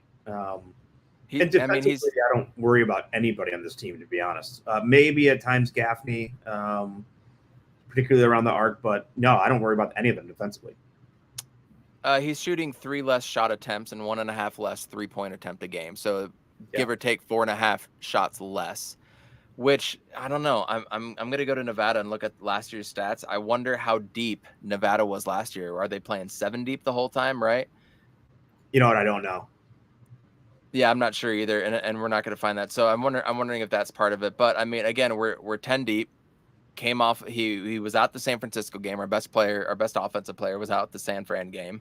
And he's taking less shots, but he's not showing like he's upset. He's not pulling a Marcus Bagley and being upset on the end of the bench because he's not getting the amount of shot attempts he wants or something like that. He's going out there and he's being effective on both ends of the court. You saw him get 2 or 3 swipes for steals tonight. Again, didn't end the way we want, but he's doing everything possible. So as you said, the team likes each other. They're bought in. The big question mark is his bench right now, man. You see Jemiah Neal doing some nice things here. There had a nice 3 tonight for his only shot of the game. Duke Brennan has an impact here or there. The Arizona game, he did good. Tonight, not as much. Gaffney, I love Gaffney. I wish he could shoot a little bit more consistent, but 4 points tonight. Lou Mohammed, 9 points tonight. He had a great game off the bench. Austin Nunez, that Michigan game in that early part of the season, you're just like, wow, this dude is really going to light it up, isn't he? He's fallen off a little bit. Talk to me about the bench and what you're seeing. I want to see more Luther Muhammad personally. Yeah, Luther worries me at times. anything inside the arc, not so much. But honestly, every time I see him put a 3 up, I'm just like, it's not going in. Maybe that's biased, but I know he did hit one tonight. He made it tonight, and he made his first one of the season a couple games ago. He did, but no, I think the bench is okay, to be honest. I mean, Austin, yeah, I was at that Michigan game, and I was like, whoa, what's going on with this guy? Like, this is incredible. But he's also an 18-year-old freshman, and I think he makes freshman mistakes. You brought it up earlier, that dribble up, looking at Bobby for the play call, gets turned over in the backcourt, right? Commits the foul for the and one. Like, I don't think that speaks to him as a player. That's freshman stuff to me. Like, I absolutely. get it. And so I don't think that's that bad. Duke has way outperformed where I thought he would. It doesn't always show up on the box score, but, you know, he comes in tonight to essentially replace Warren in guarding Gay, and he does a good job.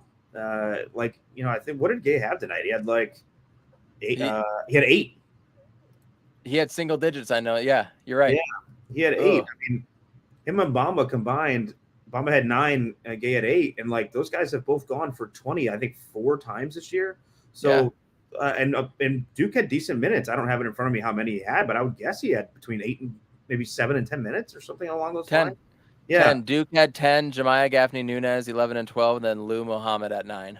Yeah, and I was kind of trying to catch Bobby's comments after, but this was because I know he brought it up, but this was the first time where they truly like did a hockey line shift for extended minutes. They've done it before for here and there, and they started to bring the starters back in, but there was that point around maybe the 10-minute mark in the first half where maybe a little bit more like 14 before the 12 and under media where they played for like 3 or 4 straight minutes, and they maintained the lead. So they maintained the lead. There was a point where they had 3 or 4 straight possessions in the second half where they scored right off of that, which was clutch because that zone defense, the extended zone, was really pressuring them, and they were not making good decisions to start it.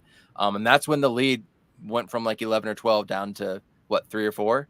Yeah. So 2 actually, because then we were able to get it to 6 by halftime.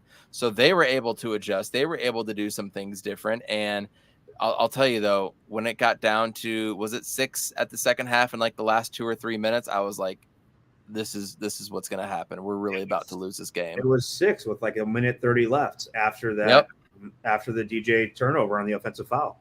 And then they iced it from there. But so, yeah, I mean, I'm not worried about the bench. There are certain components of it that I think they just try to click together and maybe they don't have it as much, but they get decent minutes at least. Like Bobby is playing 10 guys every night. No question about it. And I think that makes a difference. Now, granted, I think UCLA is the best team in the conference, and they basically play 6, occasionally 7. But I like, for a defensive first, like all-in effort team, I don't mind them playing 10, even if at times it means they sputter a little bit offensively. Defensively tonight, I thought they didn't cause chaos like they usually do, because I think that comes mostly when teams try to bully them in the paint. They just have active hands everywhere. Yeah. Tonight was more about shutting down the 3-point line. And they 11 for 32, 34.4%. And some of them were just misses. I mean, that just happened. Some of them were wide open. They were just misses. But for the most part, I really thought the guys did pretty good staying on shooters' hips and getting hands up there and not falling for fakes. That is one thing Bobby Hurley teams has been awful, is falling for every damn pump fake. I thought they did a good job tonight on defense, even though they didn't cause the chaos they usually do. They had some of it. They created 11 turnovers. Yeah. Thoughts on their defense and the game plan tonight? Did you see something differently than we've seen in other games? The only thing that bothered me, or that I thought they could have cleaned up, is that they didn't adjust to the fact that Mullins was on fire. And he'll do that to you. Like, he's had games this year where he's gone for 24, 22, 16, where he'll shoot like 70, 75% from 3. So 5 for 9, 19 points. I mean, almost. And so, like, again, I made this point at the open when I joined here, but like, I think if you shut that down a little bit better, you're probably looking at a 12 to 15 point win. Because all in all, I mean, I think for the most part, they shoot about 36-ish, let's call it 35 for meaning Washington State from 3. And I think they were at like 35 or 32 tonight. So by and large, you kept them where they need to be. So I thought the defense was good, but there was a little bit of a lack of an adjustment to Mullins. 36.4, and they shot 34 tonight. So they're about where they need to be. Right. And this is one of the best percentage shooting teams that ASU has played this year. And I brought this up on the Spaces last night. I think if they were going to go for, because they roughly go for about 44% from the field, give or take, then that 35 number we just talked about, and then something like 70-ish from the stripe. And so if they're going to do that, which they did, then you've got to play offensively better than you did against U of A, and they did that tonight, and that's the win. But so I think defensively they're fine. I just would have liked to see them close that gap with Mullins a little bit more. I completely agree. I think that was the only thing that they could have done better. Washington, by the way, 50-43 up on Arizona. I'm hella excited about this team. I'm more excited to watch Arizona State games than I am Suns games right now. And that says a lot because the Suns were my first love. But as I said earlier, I'll take guys that are out there with less talent competing and fighting and scrapping and clawing every single night over over Marcus Bagley, over DeAndre Ayton.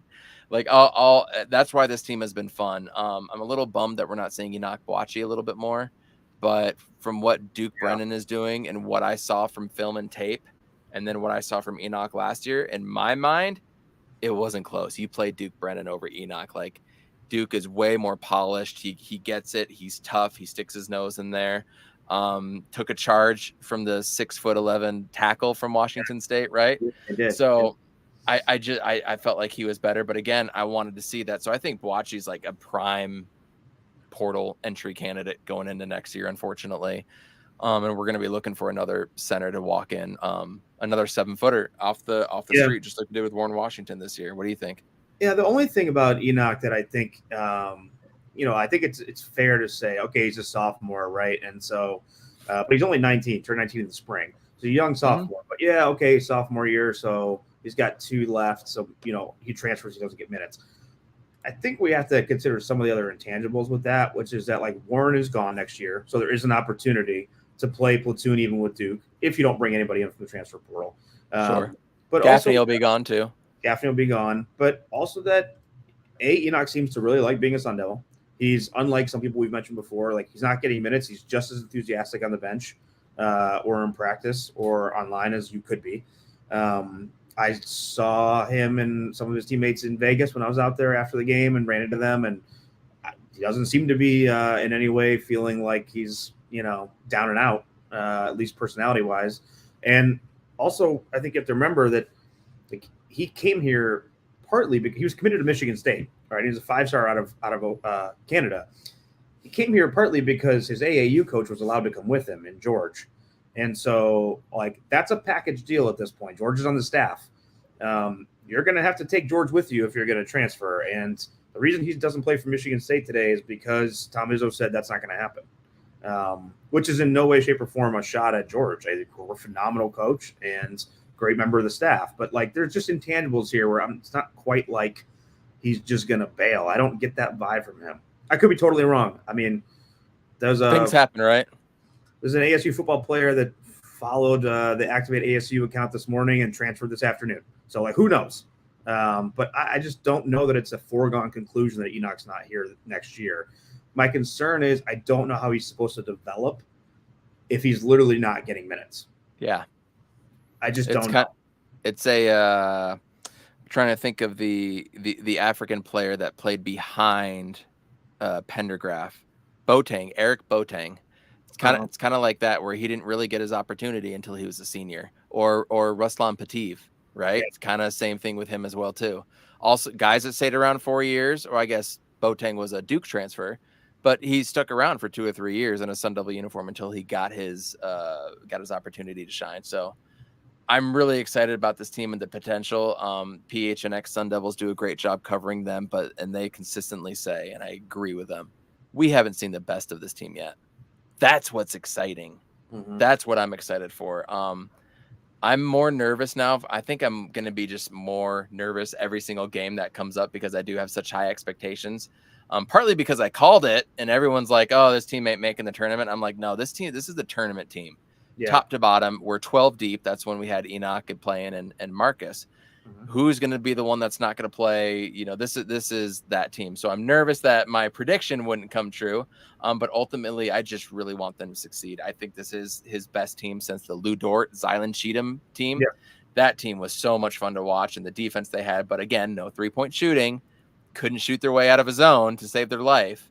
So I'm hoping we get kind of a Marion Jackson, Jay Heath turnaround like they did last year. They were able to turn it around and they were able to sink some threes. That's something that I think we're going to need. We're going to need some consistent shooting and consistent offense. And the one thing that I'm looking for ultimately more than anything is those valleys that we're talking about. Can they just get a little bit smaller as it goes, right? Can those valleys get smaller and smaller? I thought they did a good job tonight because they put themselves into some corners, but they were able to fight and claw right back out. Like, no question, within 2 or 3 possessions, they're up by 8 points again. So that's what I'm looking forward to see how they continue to progress. Let's check the Washington game real quick. What's the score? You got the score 50-48. Arizona is coming back right now. So we'll see what happens there. So call it right now. Washington and Arizona State, Sunday matinee game. Who's going to walk away with a dub? I think it should be Arizona State. I think it will be. I think they played, 2 games in, not counting tonight, 2 games in basically a month, 3 weeks. Mm-hmm. And they lost both of them. And so I think they were a little rattled. I thought you saw some people tonight that hesitated to put up open shots. I think they shot 11% against U of A, and that sticks in your head after a 20-some, whatever it was, blowout against SF. So I think this win is huge. It matters. I think that they'll rebound. Washington is not Washington State, and you should win that game. Now, if they pull this out against U of A tonight, honestly, even if they don't, I don't know how much time is left in that game, but then that's probably a confidence boost for them. But I think you have to get that dub and then look forward to Oregon next week. I agree. Oregon, again, not that good. Oregon State, sneaky good, right? Really good. But you're going on the road. We have actually had pretty good success at Oregon State. We have had horrible success at Oregon. Winning at Oregon seems to be something tricky for us. But again, you take care of business at home, you can split on the road. So that's going to be key. And I'm just, I'm hoping and praying, man. Good basketball conference, and it's for a lot of good teams this year. And I think, but I was asked this a few weeks ago, I think on one of the spaces, it's like, who's the one team in the pack that scares you? So put aside UCLA, U of A, and Utah, right? Let's just say those are givens, and maybe even SC. USC. Yeah, of the rest, who's the team that worries me? It's Oregon State.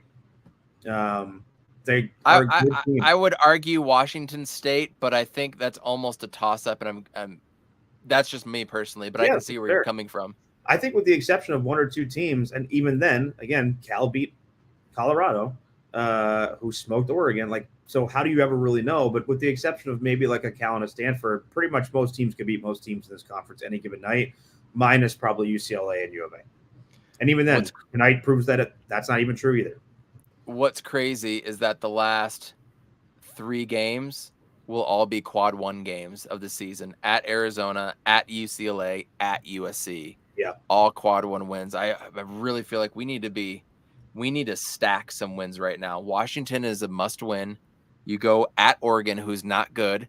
You win that and you're 3 in a row going into Oregon State. You're probably feeling pretty good. You can come away with a win there. Their net rating is 223, but I don't think their ranking necessarily shows how good of a team they are. And then all of a sudden, you've got UCLA at home riding a 4-game win streak on a Thursday game. Yeah, you do. Anything and then, well, so you've got the LA school sandwich in the middle there, but then it recycles. Then you've got Washington and Oregon again. So really, and then Stanford and Cal right after that. Yeah. So if you include tonight, like of the next 8 games, 6 are against the same teams. Yep. So this is your chance right now to, even if you drop 1 or 2 of those even if you drop both the LA games and you take care of business with the Oregon schools and the Washington schools, you're in a great spot. So you're not going to lose a lot of points, a close game at home to the number 10 team. You're not going to lose a lot of net rankings in that. A quad 1 loss is not always a bad thing. A quad 3 loss against Washington, that's a bad thing. Yeah. Especially with our strength of schedule. Our strength of schedule was 148. Yeah. And what is it? Strength of schedule overall is 133. Our non-conference was 213. So when you start pinpointing and looking at teams that are all the first 4 in, first 4 out, people look at strength of schedule like, well, theirs was like top notch. They've played 8 top 25 teams. ASU, you played 213. We're not going with you, right? Yeah. So these are the games you cannot lose. They're 8-2 in their last 10. Actually, I guess if you want to go farther, 10-2 in their last 12. This team can ride the hot hand. They can do hella good. I expect a Washington win, and hopefully in the next week or so, you'll be able to join me again, and we can continue talking about how good Arizona State is, because it's great to talk about good hoops. It's good to talk about Dillingham being in there and having good juju around the programs. And again, I don't know if you follow ASU baseball. I'm looking forward to this year with Bloomquist and their top recruiting class. Yep. Pitchers that they brought in, like, things are looking good around Arizona State. This time last year, it was doom and gloom, baby. It was awful ASU Hoops team coming off of COVID, an awful scandal and everything going on with ASU, Jaden Daniels transferring. So this is just a breath of fresh air. It is. And any last thoughts on ASU Hoops right now before we get out of here for the night? I think it's a good team. I think you got to take care of business and win these games. You got to win. You have to take care of Washington on Sunday and then try to compete against the big boys with the LA schools in Arizona. And let's see where this goes. But I believe in the team. I think they're going to try to figure out how to put together a good game the way they did in Michigan end to end, and they'll be fine. As John Rothstein says, be in position to be in position. And that is exactly what Arizona State did tonight.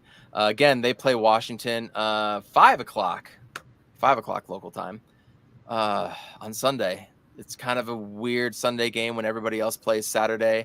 One more check on the ASU or Arizona, Washington. Arizona's up 1 now on Washington. So there you go. He's on Fire podcast. It was great to be back, everybody. Please like, share, subscribe, do all that fun stuff that you normally do. We'll catch up with you guys next time. Peter, thank you again. Tell everybody where they can find you. You can find me at Boyle176, BOYLE176, or more importantly, at activate_ASU, which maybe we'll talk about next time. But follow us there. We're doing a lot of good stuff with NIL and partnering with Sunny Angel, and we got some good stuff going on. And we're going to bring all that to you next time. Thank you for joining by, Peter. If you want to just hang around a second, we'll talk backstage. And everybody have a good night. Thank you. Go Suns. Go Devils. He's on Fire.